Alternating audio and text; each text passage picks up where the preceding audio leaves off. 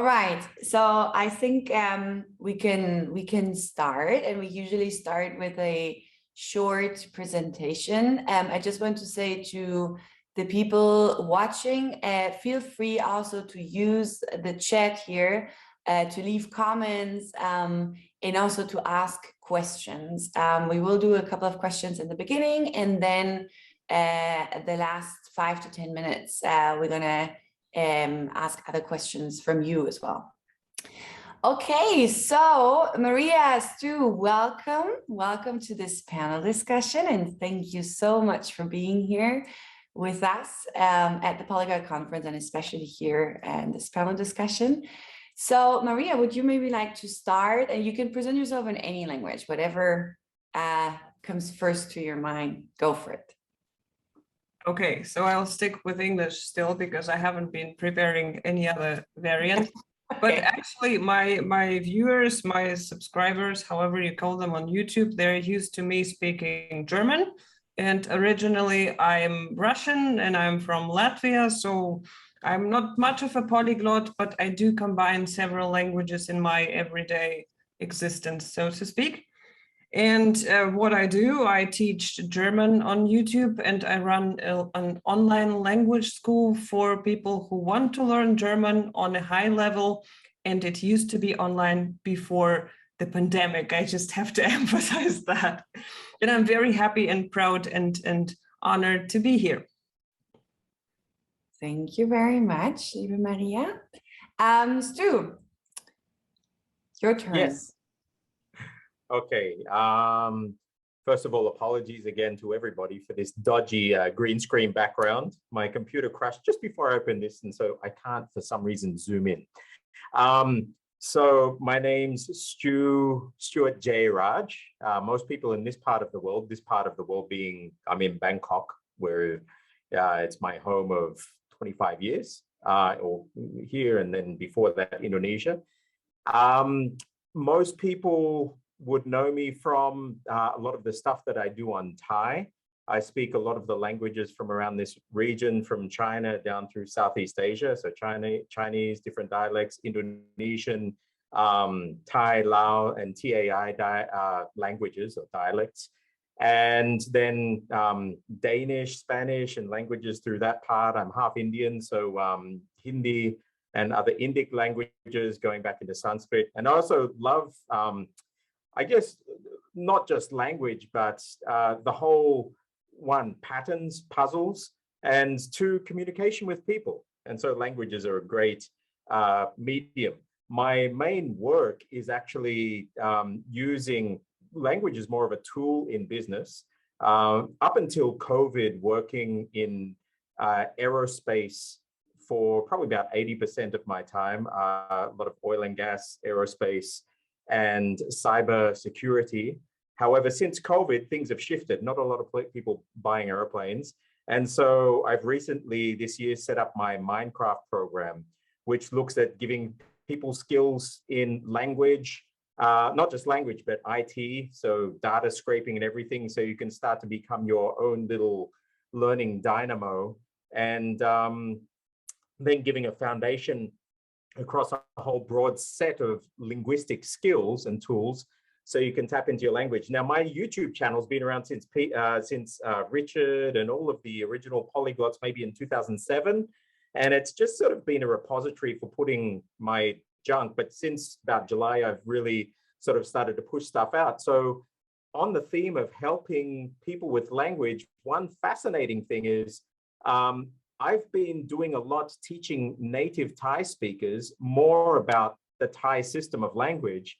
And just these past couple of months, it's been really exciting to see, it was 500,000 views of Thais and them adding in and learning things about the operating system of language that has been built into them, which is giving them a new lease on not only their language, but on other languages that are related. So yeah, and it's awesome to be here. Thank you both of you. And well, Stu, you already started this theme of the day, which is helping others to learn a language. And I actually didn't know that your audience, that they were Thai. I actually really thought that you help others, internationals learning Thai, but you do that too, don't you?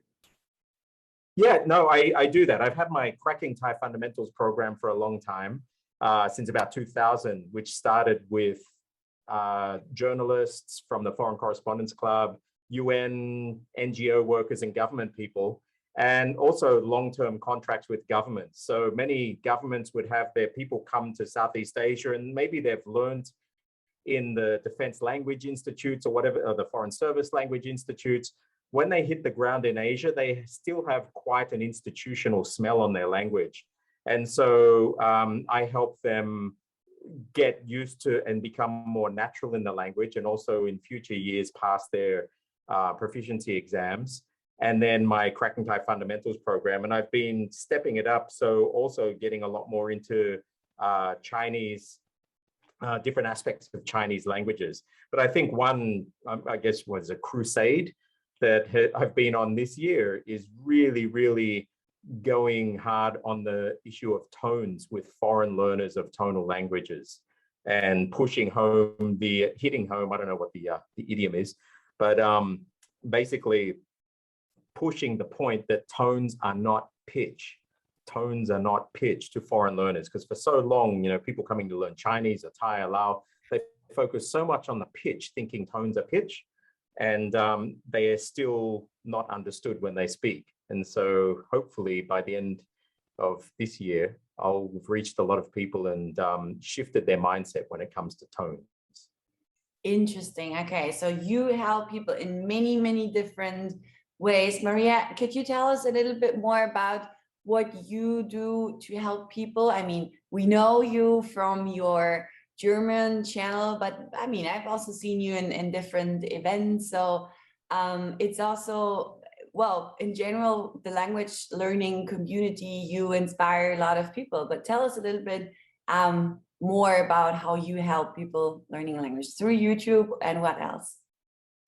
Probably my main point is that learning a language is never about learning a language. It's always about something else. So when I work with people who, for example, came to Germany to work or to study here, so basically they need to set their goals straight. They need to understand what they're doing it for, and plus they need to understand how they actually learn. So what we're doing in our biggest courses, we're not actually teaching, we are helping our people, our customers, to understand what they exactly need to learn the language, what they need to reach their goals. So basically, if I wouldn't be a German teacher, if I would be a hairdresser, I probably would tell the people the same things. Just don't tell anyone, because otherwise they will unsubscribe on YouTube. So, yeah, and I've come to the conclusion that, as I said, learning a language is always about something else. And I have so many customers, especially women, who came to learn the language to pass an exam. And we find out that actually it's a self-esteem problem. If a person doesn't believe that he or she is worthy this job or this new life or whatever, they can learn forever and they will never reach a certain level of language, because they just don't see themselves in this role of being able to speak fluently. So it's all about psychology and some subconscious stuff that we need to work out first before we get into grammar and vocabulary and that kind of stuff. So this is basically my mission, to make this shift from technical stuff about learning languages to mindset stuff, basically. Very interesting. And I know that in general in the polyglot community, people like to help each other, but they also like to help others. So maybe for people who would kind of like to maybe follow your journey or take your journey as an inspiration, I'd like to know, how did you get started with all that? Because it's the same as for language learning, right? To get started, like somehow you need to get started in order to advance. So with your YouTube channels, but also with different courses you have, and what you just said, Marija, how did you get started, and what was the reason why did you start this work of helping others to learn languages? Yeah, I don't know. Ladies first again. Marija, would you like to start? Yes, I can. I'd love to. So the interesting thing is I never thought that what I started 5 years ago would grow into this thing with so many subscribers and so many customers, and that I would have I will have a school. I don't want to say I didn't want that, but I didn't dream of that. It was just, I could start, I could just make a couple of videos. I was teaching German at a regular language school. And I was thinking how to fill the gap for those people who missed some classes, so I could record something and put it on YouTube. So it didn't have a big philosophy behind it. But now I see that it grew into something with a philosophy, and it's like it's my way of development. So basically, I grew with my own channel. I grew with my own school. So on the one hand, they say you need a vision first and then you start doing something. Sometimes you just start and then you see what comes out of it. So some people ask me for advice, like, how do I start my own channel? You start with small steps always, because if you try to think like, oh, but what am I going to do in a year when I run out of topics? Don't think about it. Think about the first 10 videos. So this is what I did. And now here I am, I think 1,000 videos later, and I can speak from experience as a person who was terribly afraid of the camera. At first, I was learning all my texts by heart for the videos, and I was terribly scared, and I was hoping that no one I know would ever see this embarrassing stuff. So now I feel more comfortable speaking with a camera than speaking with an actual audience. So sorry, audience. Wow, very interesting.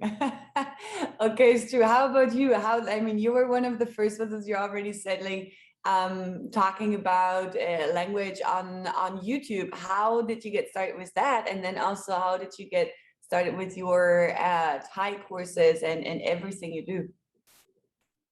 Yes, well, I think the YouTube, that was the early days back with Luca, with Richard, and I think my first one was I appeared on a Thai talk show.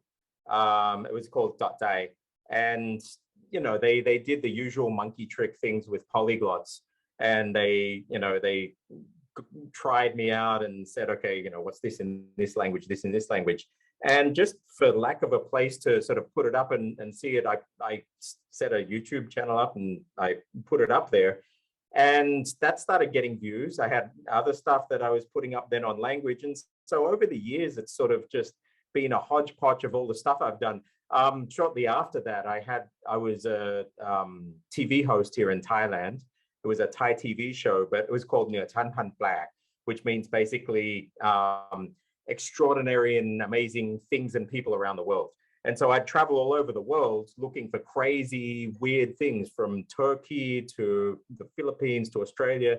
And I'd speak the languages, interviewing the locals on the ground, so we wouldn't have to use interpreters. And so then I used my channel to put a bunch of those episodes up as we went. And it was just this thing that was always there supporting whatever it is that I was doing in my personal stuff. As far as the language was concerned, I think I mentioned it first, with journalists, government people, especially here in Thailand, it's kind of a hub for Southeast Asia for all these agencies. And so as a way to start to try and get more membership at the Foreign Correspondents Club too, they said, Stu, can you put something together to help people learn Thai, journalists, because many of them hit the ground here and they give up after a few lessons. And so I put something together to try and make some sense of it, because you can't, and even now, the philosophy is the same. I call it installing an operating system for the mind. You can't run, especially tonal languages in Thai, on a Western mind system. And so I help put all these, think of what are the core things that it may be different. And that was cracking Thai fundamentals back then, and it's just grown up until now. And I guess Minecraft that I'm doing now, which is what I'm really hitting YouTube with, is the prequel almost to what Cracking Thai Fundamentals should have been. So it's actually the prep that probably should have come before even that. And so it's fantastic to be doing that now. And even though I was just with clients today, and I'm still doing my other stuff that I used to do, but I really want to start to push more into doing this stuff with the brain and with the language more, and hopefully it can eventually take over my normal shtick. Thank you very much. There's someone also saying here in the chat that the video that you just mentioned was the first one. She says, I love that. That interview was the first polyglot video I saw. So look how you inspired that person then to watch more polyglot videos. Minecraft is awesome. Yeah, thank you for your comments here. Feel free also to ask some questions. This is also your time here in the comments to ask questions. I do have an important question because I know that the two of you, I mean, you've mentioned this already. You're also at the same time, so you do a lot of things, but you also always take the time to learn a language yourself. So you help people who want to learn a language, but you also learn a language yourself. I know from Marija what she focuses on. I don't know that much about you, Stu. Like, what is the language that, or is there a language that you currently focus on learning it? And if so, how does your work impact your language learning journey? Does it somehow motivate you to help others and to see others succeed with their language? Is that like a motivation for you too? Yeah, tell us about that. What is the language that you're currently learning, Stu?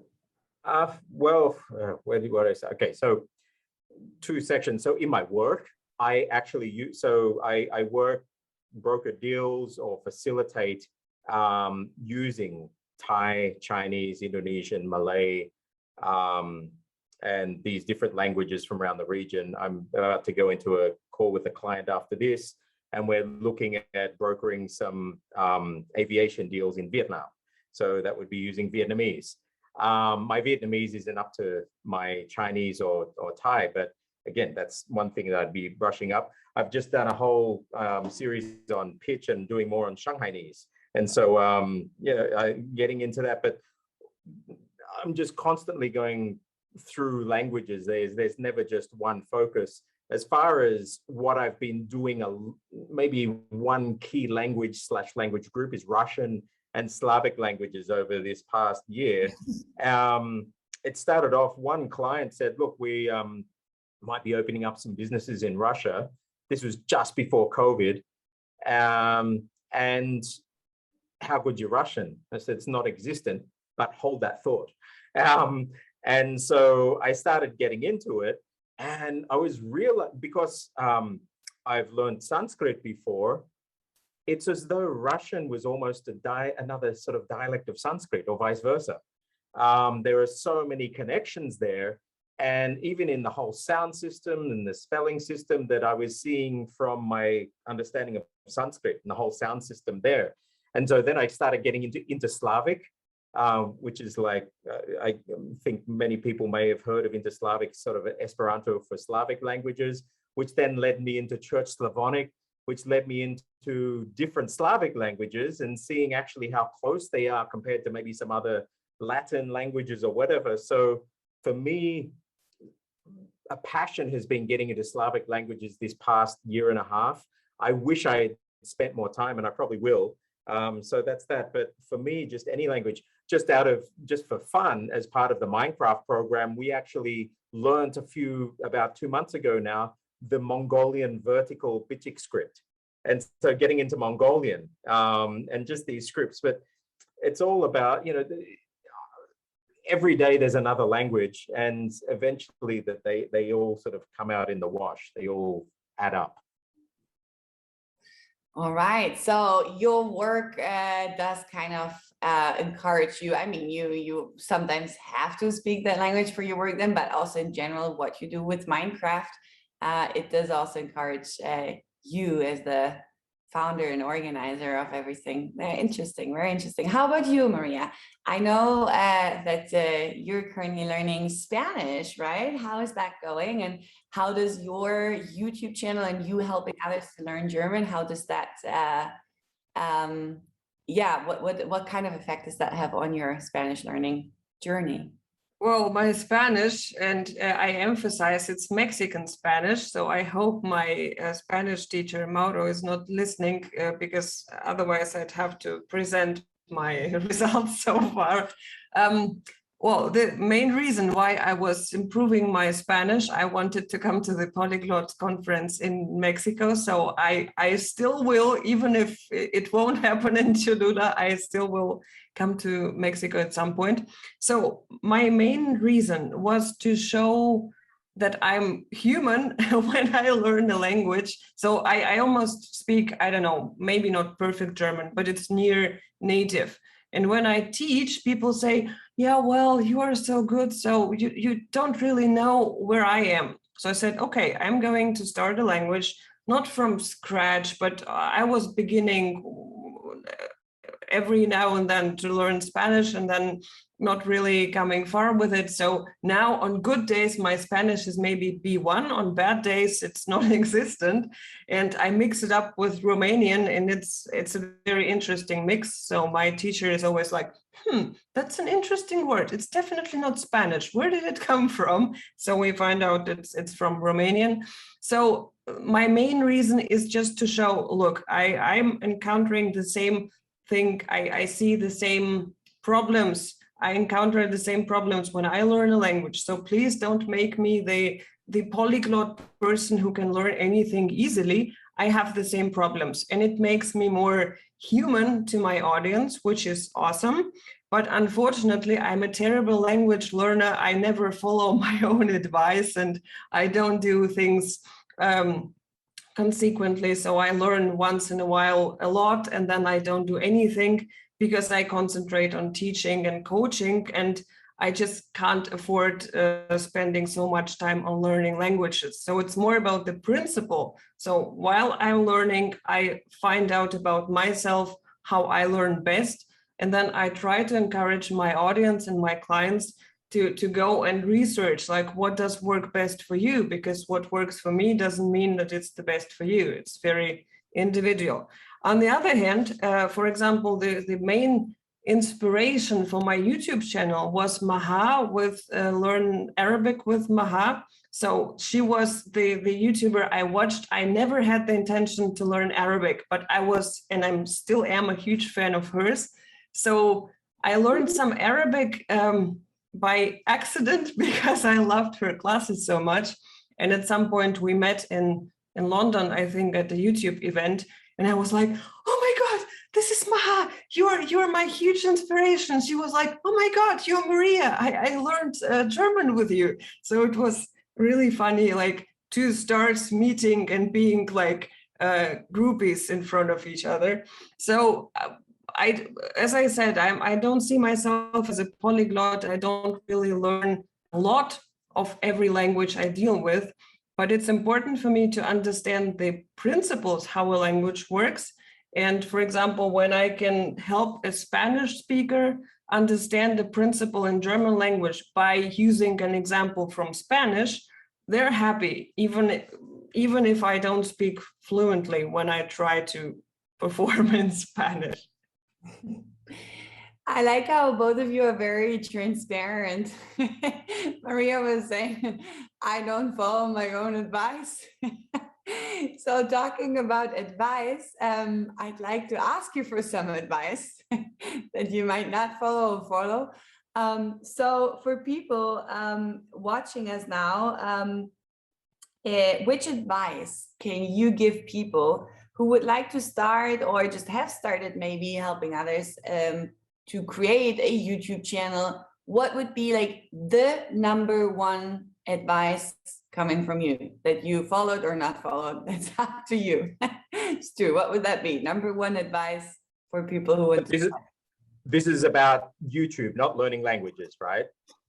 In general, like, I mean, through YouTube, you help others to learn a language, right? So not the advice to help others learn a language, but the advice how those people watching us can help others to learn a language, to get started with YouTube, or maybe, I don't know, any kind of events they're organizing. So what would be your number one advice? Okay, no, I just had to make sure that I wasn't going to say my advice about YouTube, because I've learned a lot of lessons about YouTube as well, but that's a whole different beast. As far as helping, I would say the most powerful thing is your ear and your ability to reproduce what you hear agnostically of your mother tongue's sound system, faithfully as that. So like, I'm a native English speaker from Australia. I know that might be an oxymoron, but I am a native English speaker. And so I have a particular set of muscle patterns and sounds that I make with the English that I speak. Oh, sorry, this is actually how I really speak, eh? I seen what you done. You done it to him, didn't you? And so I have to force that back all the time. And also because I'm also half Indian, this is also losing as well. And so when we speak, we have these natural sounds that want to happen. And then when we hear sounds of a new language, there's so much of a temptation then, even subconsciously, for those sounds to render as the ones we already know, especially if you see them in writing systems. There is a huge power in being able to listen agnostically of any of those systems and reproduce them. And I think that's what I'm all about, is training and skills in being able to hear and then reproduce regardless of what your mother tongue system is, and hear and produce sounds that are not in your own language. And the other thing is, teachers that don't speak your mother tongue don't really get what's going on internally in you or in your muscles. And so they could be saying something to you until they're blue in the face, thinking it's perfectly rational, and you have no idea what they mean. Or you might be seeing one thing and they're seeing another thing. And so again, the skill to be able to realize that's happening. Sometimes if you have this skill to be able to pull things out of your environment, then your teacher may not even realize the lesson that they're teaching you. They think they're teaching you this, but you're actually extracting something else. So I would say, if you can equip yourselves with these kinds of skills internally to learn, to hear, to reproduce, well, then you can become your own language learning dynamo, and you'll be a self-sufficient language learning machine. Don't depend on your teacher to teach. Thank you. Wow. Okay. So that was great advice for language learning in general. And now that you were talking about YouTube, so what would your number one advice be for getting started with YouTube? I mean, I guess, how many years? 12, 13, 14 years of YouTube? It's embarrassing. My YouTube is embarrassing because I've had it there since 2007. And up until July, I was still like 10,000 subscribers. But because I followed YouTube's advice, in 1 month, I knocked that up to 20,000. And then in another month, up to 30,000 almost. And so there are certain things that you can do. Yeah, because and it really works if you push out content every day. YouTube starts pushing you. The other thing that I realized is, holy crap, it really makes a difference when you target America and Australia compared to Asian audiences. The CPM is 5 times the revenue that you get for targeting audiences in Asia, which is sad. And so, but what I notice is that if you are targeting Western audiences, you'll make 5 times the money than Asian audiences. So that's what I've learned about YouTube. Well, thank you for being also so honest about that. I guess it's well, valuable information also for those who want to get started with that. Marija, what would your number one advice be for those who would like to get started with helping others to learn a language? Okay. I guess I will tell you the things that I actually do myself to stay authentic. So probably the most important thing is to emphasize your strengths and not concentrate on what you can't do. So if I would be concentrating on the stuff I can't do, I would be still learning how to edit videos.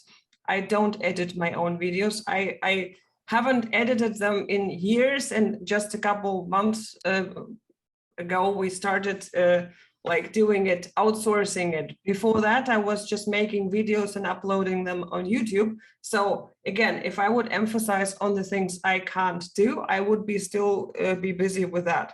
So concentrate on your strengths, concentrate on what you're really passionate about.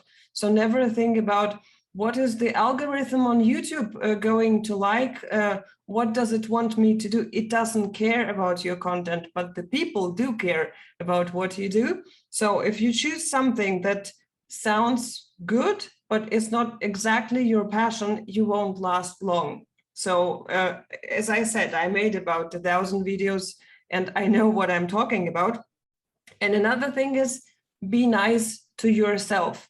So put perfectionism aside. If you are a perfectionist, I know it's not exactly easy to switch it off, but just be nice to yourself, be happy about the things that you managed to do, and don't concentrate on the stuff you haven't achieved yet because it doesn't help you. So small steps, consistent steps, and be nice to yourself in the first place.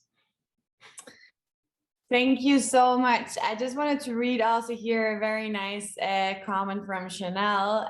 Thank you, Chanel. I think that motivates our speakers a lot reading this. Marija and Stu rock YouTube channels, rock. So your YouTube channels rock.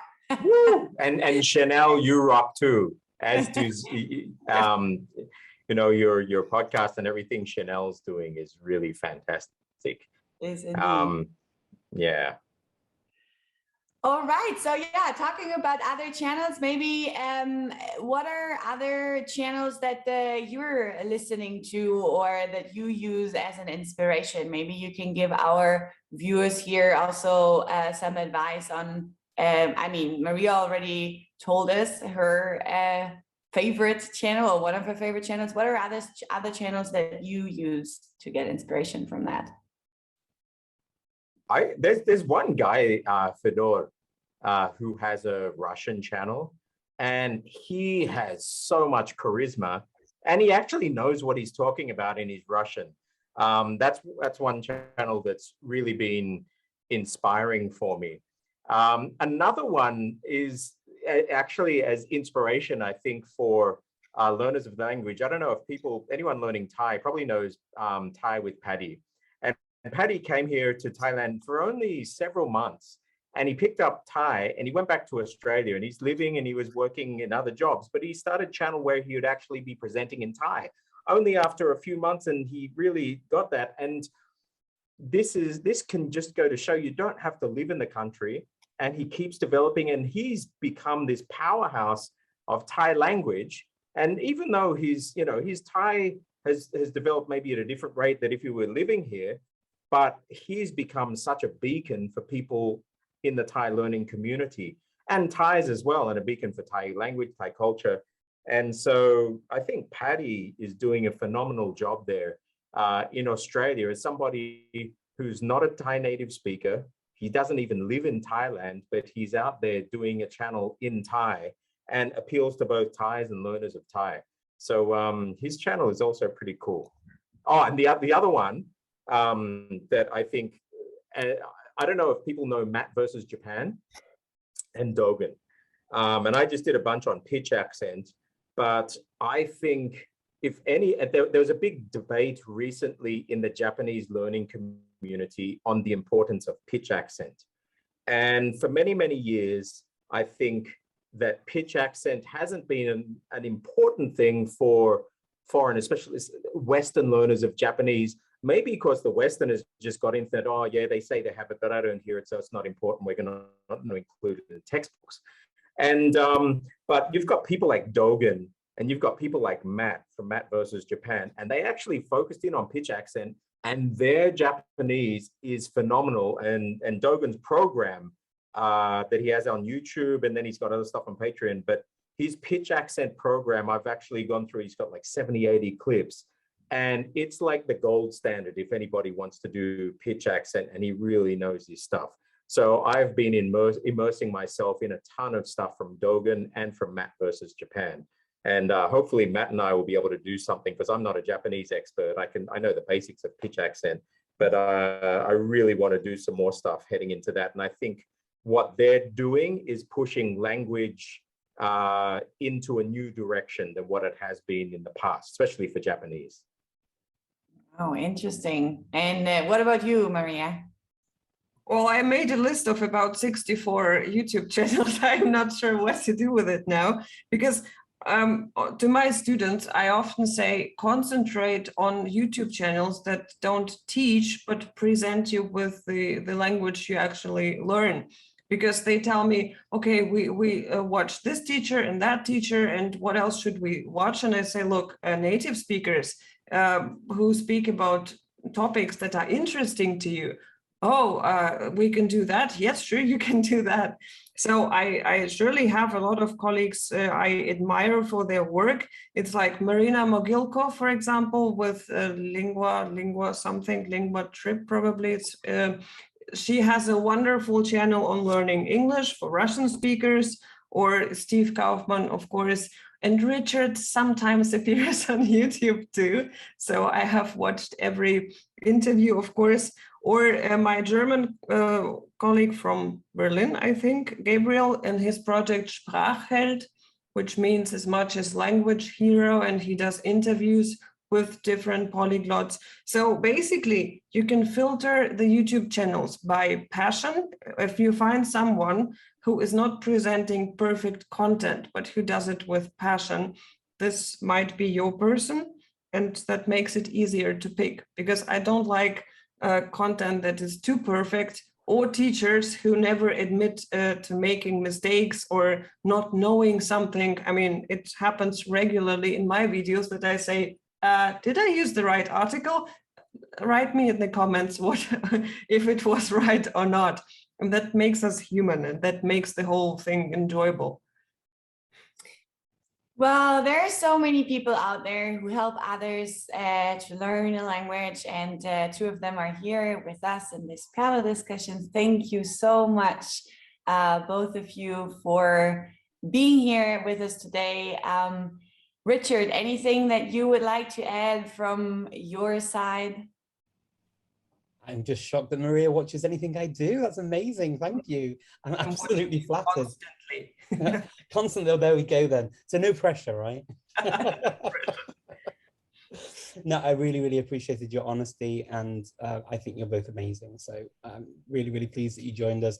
Thank you for adding such great content to the conference, to the language learning community generally, and for everything you do, and carry on. And here's to the millions and millions and millions of subscribers when you get the gold and platinum YouTube channel recognition that you both deserve. Thank you so much. Thank you for having me. Thank you so much. Thank you.